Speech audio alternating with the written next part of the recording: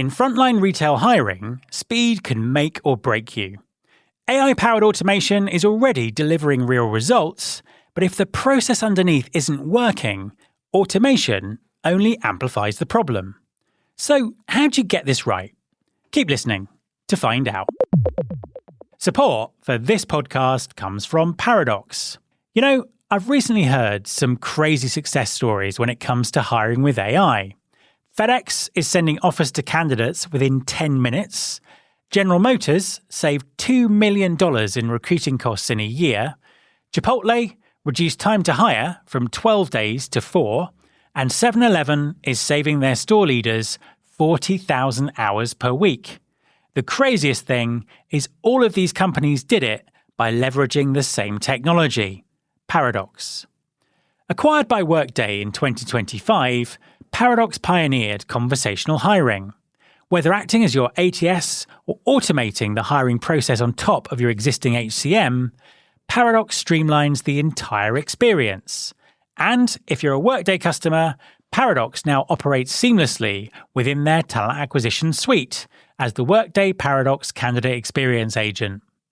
Driven by a 24/7 AI assistant, Paradox can handle up to 95% of the hiring process for deskless hiring teams, or just automate specific, time-consuming tasks like screening, interview scheduling, and onboarding to allow recruiters to focus on recruiting. Paradox continues to help hundreds of the world's top employers simplify hiring and save money, while creating great candidate experiences. Spend more time with people, not software. You can find out more by going to paradox.ai. That's paradox.ai.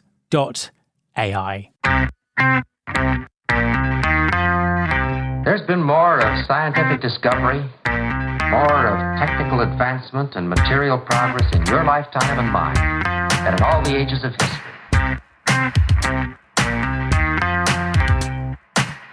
Hi there, welcome to episode 795 of Recruiting Future with me, Matt Alder.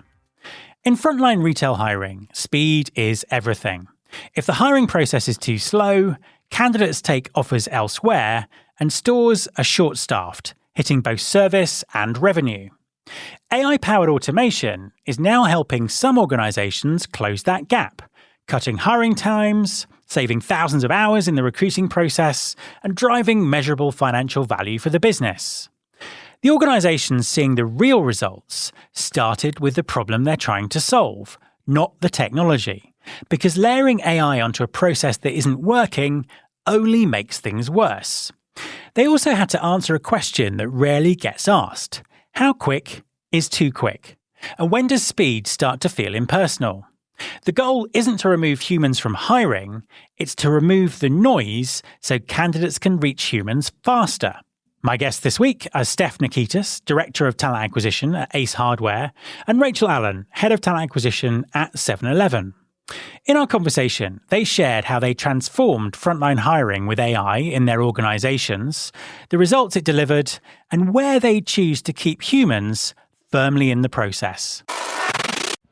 Hi, Rachel. Hi, Steph. Welcome to the podcast. It is an absolute pleasure to have you on the show. Please, could you both introduce yourselves and tell everyone what you do? I'm Steph Nikitas. I'm the Director of Talent Acquisition at Ace Hardware, Ace to Helpful Place. I've been with the company for the last 11 years, and I have really built up the function to what it is now. I was the OG in recruitment, started out as a part-time sourcer. Wow. Worked my way through recruiting pretty much across the entire company in all of our business units and areas, and then COVID kind of disrupted my world, just like everybody else. Built from the ground up our TA operations function. Got the opportunity to lead that at the tail end of COVID, and then a little over 2 years ago was given the opportunity to now lead the entire function as the director. Fantastic. Rachel? I am Rachel Allen, and I lead talent acquisition at 7-Eleven, and I am one of many boomerangs at 7-Eleven, so this is my second stint there. I was there for 5 years for the first go around, and then left and went to a company called Schneider Electric for about 6 or 7 years. and then just came back to 7-Eleven over 4 years ago at this point. And within the talent acquisition world, we've got field recruitment, all of field recruitment, what we call store support center recruitment, which is really the above store non-field recruitment, and then the TA operations team, recently taking on strategic workforce planning as well. Talk us through some of the challenges that you're facing in the industry at the moment. So in retail, which is where we both sit, I would say like our CEO for ACE always talks about, you have to differentiate or you're going to die, right? Like retail is fast moving, it's ever changing. It's very much based on the customer experience, on the brand promise. So from a talent acquisition standpoint, our big challenge is our customers are our candidates and our candidates are our customers. So we have to make sure that the experience is on par with what a consumer has in the store from a TA standpoint. And candidate experience, I think, really had kind of a second birth during COVID when everything was thrown into disruption. So I would say that is the number one challenge that we always try to solve for. Everything that we do and how we do it, is it creating a good experience? Because you don't want that experience to transition to a bad experience on the consumer side, because then that impacts the bottom line. And as far as challenges, I would say in my world particular, right now it's skilled trades, finding plumbers, electricians, HVAC technicians. I feel like we're doing a really good job on the corporate front in our subsidiaries as well as our distribution centers. But the skilled trades, they can pick anywhere they want to go, 25 cents more across the streets, they're gone. You don't have the benefits they want, they're gone. You don't look at them the right way, they're gone. So finding ways to really engage that audience and creating a good experience for them, not only from an onboarding and recruitment standpoint, but then an employment experience that they want to stay with you, is probably the biggest challenge in my business today. Yeah, and I would echo a lot of what Steph just said. For being in retail, it is so important to remember that your candidates are your customers. And if they have a poor customer or a candidate experience, they can vote with their dollars and end up not, coming back to the store. So you really need to make sure that the candidate experience is the North Star. And to Steph's point, that continually changes and evolves.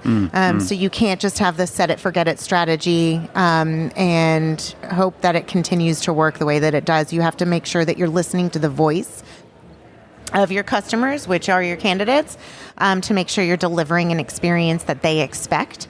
And I would also say, as we enter the world of AI, as humans, change can be hard. And we don't know what we don't know. And that can be a struggle, right? So one of my personal challenges is bringing the team along on this journey together, leaning into it so that we can help design what that future looks like versus letting it just wait and happen to us. Because then it could be something that we don't want or don't like. So we need to make sure we have a voice and a stance on the direction that we want it to go. I also think we're at a point right now where it makes sense to slow down to speed up. And what I mean by that is, layering AI on top of a process that isn't working only exasperates a broken process, right? Yeah, so I think it's time for everybody to slow down and foundationally make sure they've got certain things in place so that when you embed an AI into the different processes and the ways that you work, it actually adds value. And what I love at this conference, you're really starting to hear that AI is not just a one-for-one replacing people. But instead it is empowering and enhancing the work that humans do so that they can focus on the moments that matter. And so that's really what we're focusing on right now, is not getting it over our skis, making sure we're slowing down to speed up, we have the foundation, but then making sure well-being wise everyone's doing okay in a tremendous time of change and transformation, that you're not losing your team along the way to just, back to change, who moved my cheese? It can be scary. So, yeah, absolutely. And as you mentioned, we're recording this at Unleash in Las Vegas, where it is very hot at the moment. And it is we're also talking in a corridor in the best tradition of conference podcast recording. Why not? Right? But yeah, exactly. Making it work. But you're both on stage later presenting together. Tell us a little bit about what you're presenting about as a particular sort of solution to a challenge that you had. Just give us a kind of a quick sort of overview of what you're going to be telling everyone.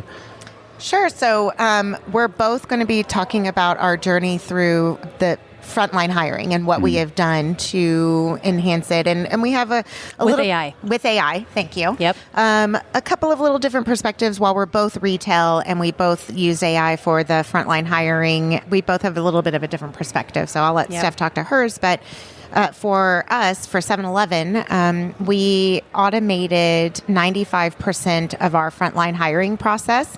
But we were very clear when we set out to do that. Number one, that we were solving for an actual challenge and a problem. We identified what our challenge was first and foremost, made sure it aligned to our strategy. We did not go after the shiny object first. So that's something that we really like to talk about is you don't lead with the technology, but instead lead with what the problem is that you're trying to solve for. And then we were very intentful and purposeful around not removing the human from the process, but instead removing the noise from the process so that we could get our candidates to the humans faster. Okay. And focus on those moments that matter, like we talked about. So I'll be sharing the journey of 7-Eleven and how we implemented AI at frontline hiring. So for ACE, very similar challenges to Rachel. For us, the big thing was during COVID, like I said, very disrupted. In our world, we were deemed an essential business. So very quickly, within like 90 days, our hiring needs like tenfolded. Like we needed to hire thousands of people into our distribution centers, which in Rachel's world, the frontline is the stores. In my world, frontline means distribution centers because the stores are all independently owned. Okay. So I needed to hire warehouse specialists, CDLA drivers by the thousands in a very short period of time. And we identified very quickly our applications are too long. They're hiding behind account creations. People are falling into black holes. We're having no calls, no shows. It just dragged out the process. It was a very bad experience. So we really needed to find a way to address that. And then the scheduling back and forth, especially when you work with a high volume, unskilled workforce that is not necessarily tied to their phones or emails like we are on a daily basis, we really needed to find a solution. And so Paradox was presented to us as an option, and we looked into really automating that front-end experience and how the candidate finds the opportunity, applies for the opportunity, so shortening that application, and then the scheduling, like letting the candidate dictate when they have availability and want to come to interview, as opposed to traditionally the hiring manager tells you when they're available. Yeah. And that for us really was the game changer in that journey to get to where we are today. And you sort of talked a little bit about how the experience for the candidate changed there. What about from the 7-Eleven perspective? How did the experience for the candidates sort of evolve? Very similar. So when I came over to 7-Eleven, we had recently done the acquisition of Speedway. So just adding a little bit of context that there was some complexity going through an acquisition integration. But regardless of brand, when you looked across all banners, we saw very similar concerns and issues, and it was, to Steph's point, it was moving too slow, and there was the black hole. So the way that we used to solve for high volume hiring was using evergreen recs, and that just means that the rec is always on. There were some cases where we would have individual store leaders that would open a rec only when they needed it. But you're talking about a store leader who is the hero in our operations that wears 20 different hats every day, having to stop and open a rec and go through that manual process. It was not ideal. Yeah. And it impacted the candidate experience, whether you had that evergreen rec on or the store leader had to take the time to manually open it. The candidates still got lost into this black hole because there wasn't the time to search through and go through the candidates and set up the interviews and the back and forth. And because we were moving so slow, we were losing our candidates to the competition down the road within a couple of days, right? We were taking too long. So the experience for our candidates greatly improved because we are a 24/7 operation, but we weren't responding or supporting our candidates 24/7 in any way. Right. Now, our candidates can apply at 2 a.m. and they get an instant connection, with our assistant that can engage with them on the moment. So that really improved the candidate experience when we did survey and reach out to ask what they liked about it. They loved instantly being able to engage and ask questions and quickly get interviews scheduled, which dramatically improved our no-show issue. So prior to implementing Paradox, which is the solution we went with for frontline hiring, prior to that, I talked about the black hole, but then for us, 2 candidates no-showed and ghosted all the time. Yeah. Mostly because they already got 3 offers down the road. Yeah. By the time we finally got to them. By the time we finally got to them. So by solving for speed, we solved for the candidate ghosting, but we also solved for quality that we didn't realize that we would solve for, because by solving for speed, we were getting to that top talent faster. And so what was interesting is we actually saw our attrition go down. Wow. And cool. retention go up, which was really great. Yeah, it makes a lot of sense. And what other sort of business value came out of this in terms of results for both of you? I know the big thing from our standpoint, from a recruiter time savings, like we were able to save like 6,000 hours a year in just scheduling. Wow. That's a lot, right? It now enables my recruiters to actually do some project work, to spend some time on sourcing, to actually have a conversation with the hiring manager as opposed to just running to and from constantly. So like giving them some time to really slow down and be more intentional, to actually become more advisory, influential, strategic, not just tactical and execution based. There's still that in TA, let's be honest, we are still very tactical and we are still very reactive in many ways. But I feel like on our journey to where we want to go eventually, this really has helped set them up to have those components, I guess, in their work now. Yeah. And I would say the other piece of it for us really was around decreasing turnover. So like since we implemented to the end of last year, I would say we've decreased our turnover by about 15% across the distribution centers, which in the world of warehousing is huge. During COVID, we would be like somewhere in the mid 100s as far as turnover, which was totally normal at that point. Now we're sitting at this point in time, we're somewhere around 60% collectively, which is phenomenal. Yeah. And having that experience is a big part of that. Yeah, absolutely. Absolutely. Yeah, for us, a big component of it was time savings too. So we looked at the time we were able to save our store leaders, and it was over 40,000 hours a week, which equaled over 2 million hours a year in hours saved for our store leaders, which is huge.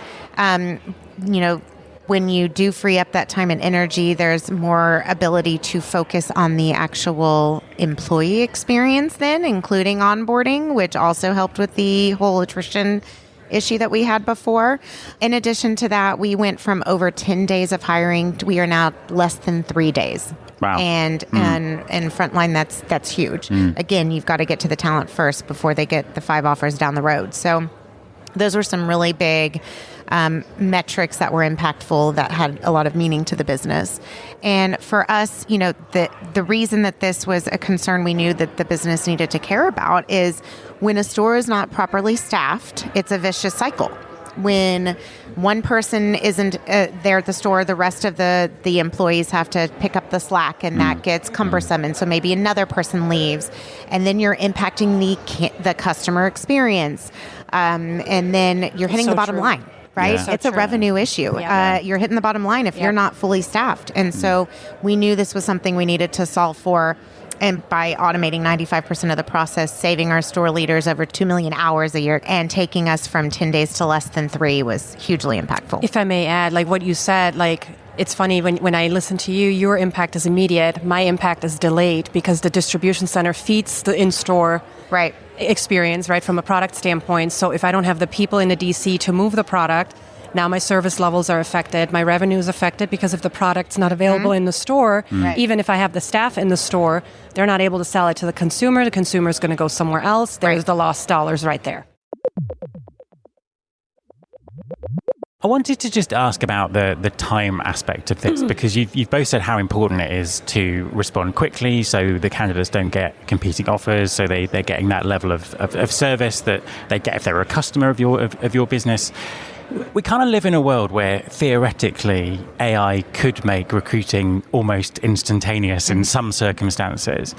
How quick is too quick? Where's the human AI balance? There is a fine line. Where's that line? Yeah, and that's a really great question. And I think the best way to answer it is I would recommend asking the candidates what they want. So the experience that we provide the candidates that we see at the front line is not the same as the experience we provide at the store support center hiring. And that's on purpose because that's what we hear our candidates telling us what they want to.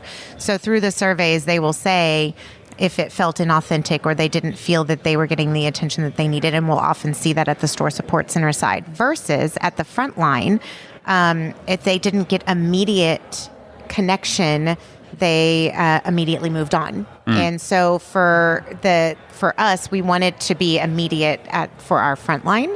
But we do not mimic that in other processes, and that's on purpose. We are meeting our candidates where they are. We are meeting our candidates with the needs they're saying they have and the experience that they want to have, and design a process to deliver on their expectations versus what's easiest and best for us. Yeah, makes sense. And again, to what Steph brought up earlier, our candidates are our customers. And so if we're going to be customer obsessed and keep customer as our North Star, then that means we have to do the same thing for our candidates. So I think, on the non-frontline side of hiring, I still think an immediate acknowledgement of wanting to engage still makes sense. I don't think there's any such thing as too fast for that. What can be too fast and feel inauthentic on the non-store side is too quick of a disposition message.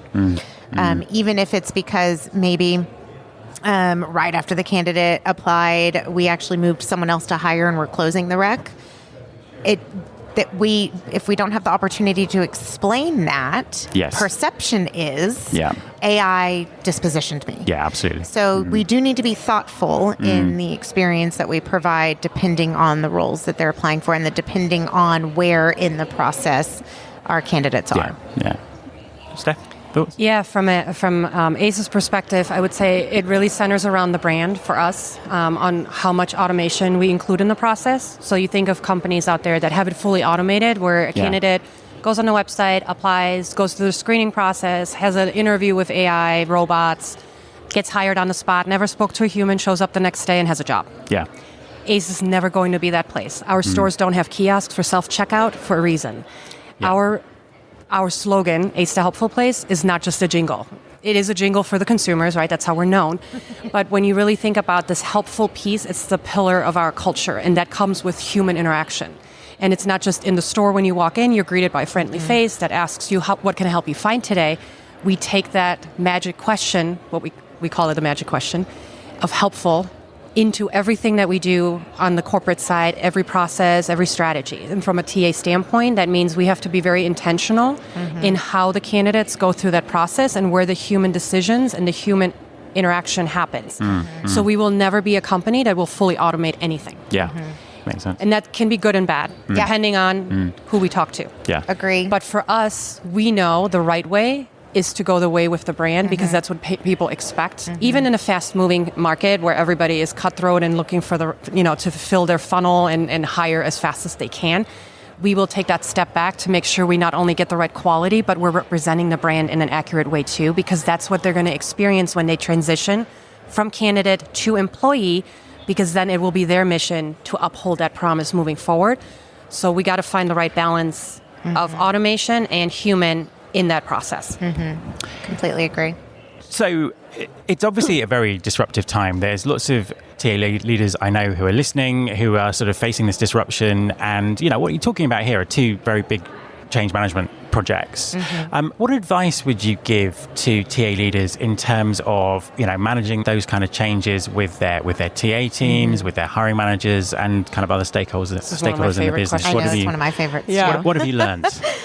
So I would say the biggest lesson that I have learned in this is patience as a TA leader, because you're going to field, and I'm not kidding, hundreds of questions from IT, from your TA leaders, or whoever you report to, if it's the CHRO, depending on how up to date they are on AI and automation and tech in general, how intimate they are with the recruitment process. In some cases, you talked about change management. Just getting them to understand what it is you're trying to do takes a ton of education with IT, legal, data privacy teams, HR compliance, the list goes on. Yeah. And I feel like, especially right now, we briefly talked about this before we started the podcast, like the legislation changes that are happening in states around AI is changing the way we have to provide consent options in or out for candidates, the way we disclose that we're using AI in the process, our candidate privacy policies, right? Like all the legal jargon that nobody reads, but that we still need to protect the company. Like it's a lot, right? Yeah. But that's a result of all the vendor partners that we want to implement with and look at, right? Like we're a Workday shop. So even if I'm trying to do something within Workday, they release a new feature, or even with Paradox, I'm going through that right now. We're trying to upgrade to the dynamic chat to apply. where the integration into Workday is a little bit more seamless and the changes you make are instant as opposed to having to rebuild on the other side, I'm fielding tons of questions from a team that understands we currently have this solution, but we're now making some changes to it because it's bringing in, I'm going to call it the scary term, generative AI. And it's changing the way it's doing it, but the fundamentals are still the same. So even when you're working within the same technology, you're going to field those questions. So long answer short, patience is probably the biggest thing that I have learned as a TA leader in going down the path on getting any new vendor partner, any new technology, because the moment you're touching personal data, the questions start. Completely agree. And I think what's key through that is making sure you understand how to deliver the WIFM, what's in it for them. I also learned what's really valuable is to speak the language of the business that you're speaking with. You know, if you're talking to the CFO, you're talking in numbers. So true. If you're speaking to the chief marketing officer, you're evoking emotion, right? So understanding your audience, being very clear in what the problem is that you're solving and what's in it for them, why they should be on board for this journey we're about to go on together. And then from there, making sure that change management is embedded in the entire process from the get-go.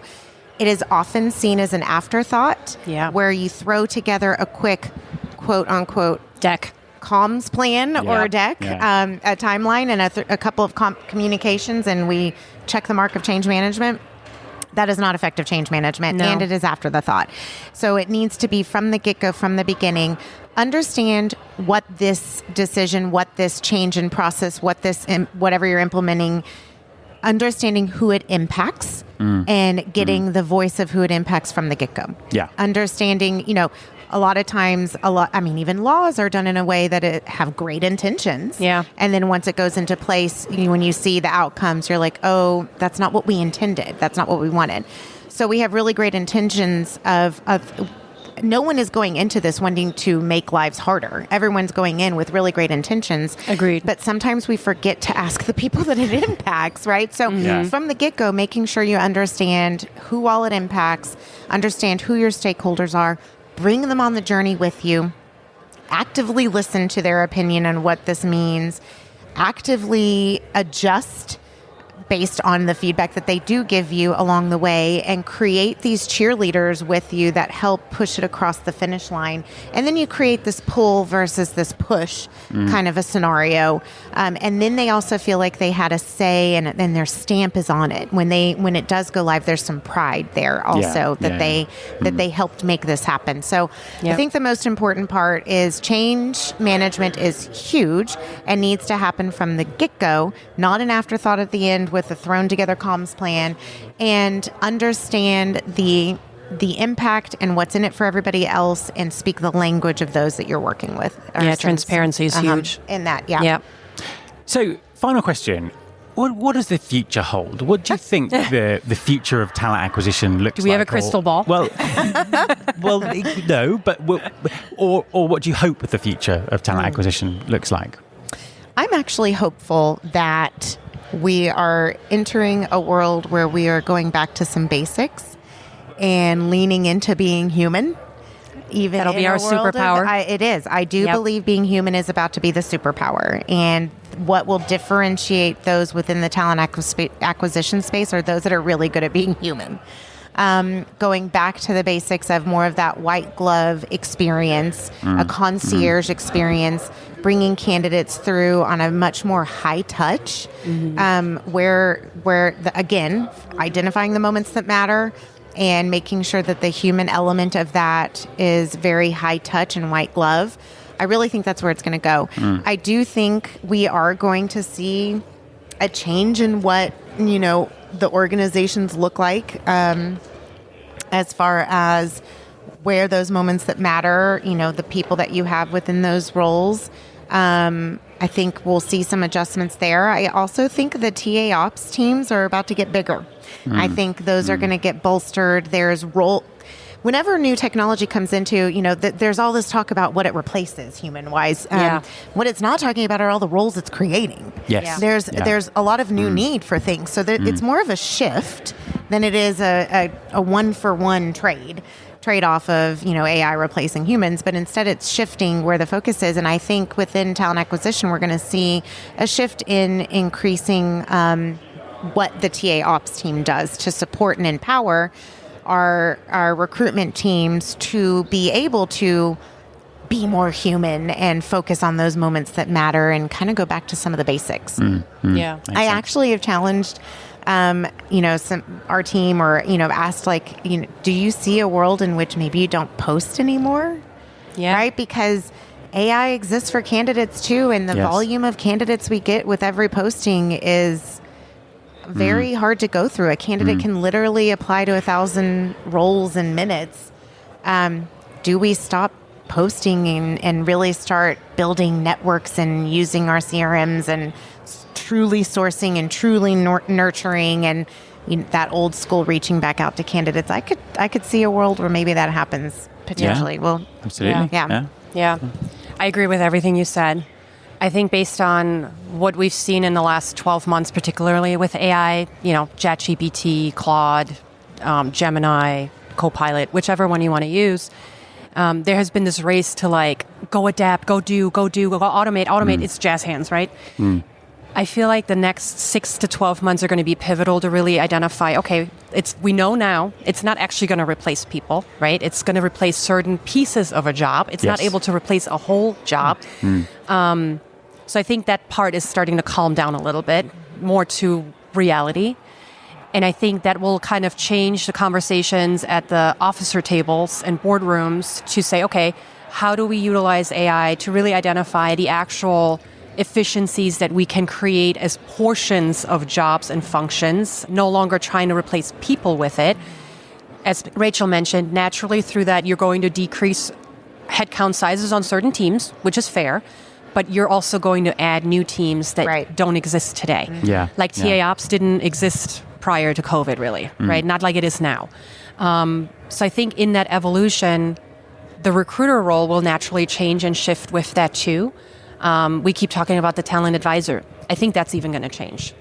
We're all trying to get them to elevate from reactive and tactical to this advisory, more influential role to have the intelligence for the hiring managers. But I think even that will further evolve in the next year, 12 months, 18 months to something that I don't even know what it's going to be. But I know one thing for sure. We as TA are no longer seen as an afterthought, like you're part of personnel. We're actually now breaking really into our own function and we're getting the recognition of our own function in a way we never seen before. And what I mean by that is, for the first time, I feel like boardroom CEOs actually see us as we're building the organization for the organization. The people we bring through the front door are leading the organization tomorrow. And through that, naturally, we're all starting to shift our focus towards quality. How do we create more quality-focused candidate pools? Do we do it through the CRMs? Do we do it with LinkedIn? What are the tools that we're going to use to be the best at that in the future? We're certainly not going to post and pray anymore. I think it's going to become more of what they're calling nowadays quiet hiring, where we don't necessarily post a role. We're actually starting to go out and act like an agency recruiter and start building our talent pools through networking, through phone calls, through old-fashioned network. the old Rolodex that's now digital. So I think it's going to really shift in how we go about it in the future. And then we're going to be able, through that and with that connection to building the organization, I think we're going to now be able to position ourselves strategically to the direct business impact, which is not something HR in general has been able to do very well, because same thing, HR hasn't been given a seat at the table. TA is finally getting that seat at the table because they're relying on us to bring the top talent, more so than ever. Agree. I'll add a little to that. Right. The most important asset of any company is its people, period.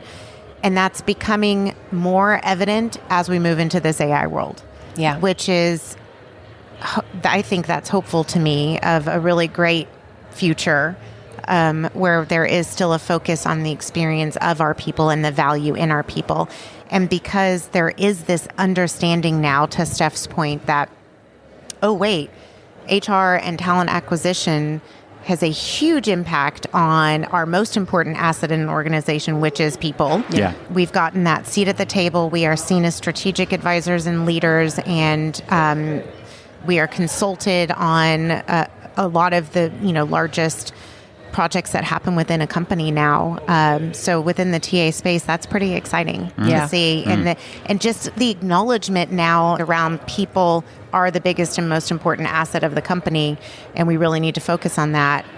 It's promising. It's like that part's exciting. I agree with you, and I would encourage all the TA leaders out there to really embrace it. It is scary, it is fast moving, it is very uncomfortable, but we all know unless we're uncomfortable, we're not growing. Yep. Absolutely. So I would challenge everyone to follow that path, because it's going to happen if you want it or not. Yeah, and then if you, like I said earlier, if you don't lean in and have a point of view and a stance, it's going to just happen to you. Exactly. Rachel, Steph, thank you very much for talking to me. Thanks so much for having us. We appreciate it. My thanks to Steph and Rachel. You can follow this podcast on Apple Podcasts, on Spotify, or wherever you listen to your podcasts. You can search all the past episodes at recruitingfuture.com. On that site, you can also subscribe to our weekly newsletter, Recruiting Future Feast, and get the inside track on everything that's coming up on the show. Thanks very much for listening. I'll be back next time, and I hope you'll join me.